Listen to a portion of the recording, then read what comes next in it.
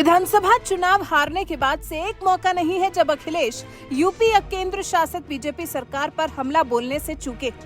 जो कमियां हैं वहां तो अखिलेश मुद्दे को भुनाते ही हैं, जहां खामी नहीं है वहां पर भी अपने हित में और बीजेपी के विरोध में माहौल बनाने की भरपूर कोशिश करते हैं। अब जैसे बुंदेलखंड एक्सप्रेसवे के मुद्दे को ही ले लीजिए। पहले अखिलेश ने बुंदेलखंड एक्सप्रेसवे की उखड़ी सड़क को लेकर बीजेपी को निशाने पर लिया, कई सारे ट्वीट्स किए, फिर उसके बाद खुद भी सड़क का निरीक्षण करने पहुंच गए और बीजेपी के काम में कई खामियां निकाली। इसके अलावा चित्रकूट में जो बीजेपी का 3 दिन का प्रशिक्षण शिविर लगा है, वही अब अखिलेश की आंख में खटक रहा है। शायद इसलिए क्योंकि इस प्रशिक्षण शिविर में 2024 को लेकर रणनीति बनाई जा रही है, जिसमें बड़े बड़े नेता हिस्सा ले रहे हैं। अब अखिलेश ने इस प्रशिक्षण शिविर पर ही सवाल उठा दिए हैं। अखिलेश के हिसाब से तो इस प्रशिक्षण शिविर में ट्रांसफर पोस्टिंग में धांधली और भ्रष्टाचार को छिपाने की ट्रेनिंग दी जाएगी। सपा अध्यक्ष ने ट्वीट किया, लिखा, सुना है चित्रकूट में भाजपा का प्रशिक्षण शिविर चल रहा है, शायद इसमें भ्रष्टाचार और ट्रांसफर पोस्टिंग की धांधली को छिपाने, रूठों को मनाने, बदहाल स्वास्थ्य सेवाओं, टूटते बुंदेलखंड एक्सप्रेसवे और महंगाई पर बहाने बनाने का प्रशिक्षण दिया जाएगा, जिससे भाजपाई जनता का सामना तो कर सके। हालांकि अपने इस ट्वीट के बाद अखिलेश खुद ही ट्रोल हो गए।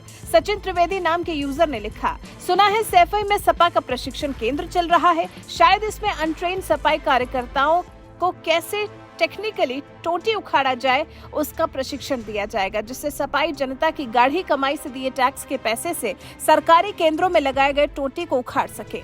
डीजे नाम के यूजर ने लिखा, इस शिविर में हर छोटे बड़े चोरों को पकड़ने के बारे में समझाया जाएगा, टोटी चोर से लेकर टाइल्स चोर तक सब चोरों को।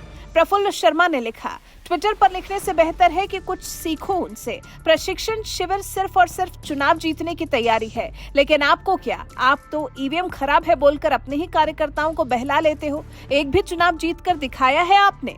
अकबर डंपी ने लिखा, कम से कम वो लोग कुछ तो कर रहे हैं। आप और आपकी पार्टी की तरह सिर्फ ट्वीट से काम नहीं चलाते हैं। 2024 नजदीक है, एसी कमरा छोड़कर सड़क पर निकलिए। आपको बता दें, प्रधानमंत्री नरेंद्र मोदी ने बुंदेलखंड एक्सप्रेसवे का उद्घाटन किया था।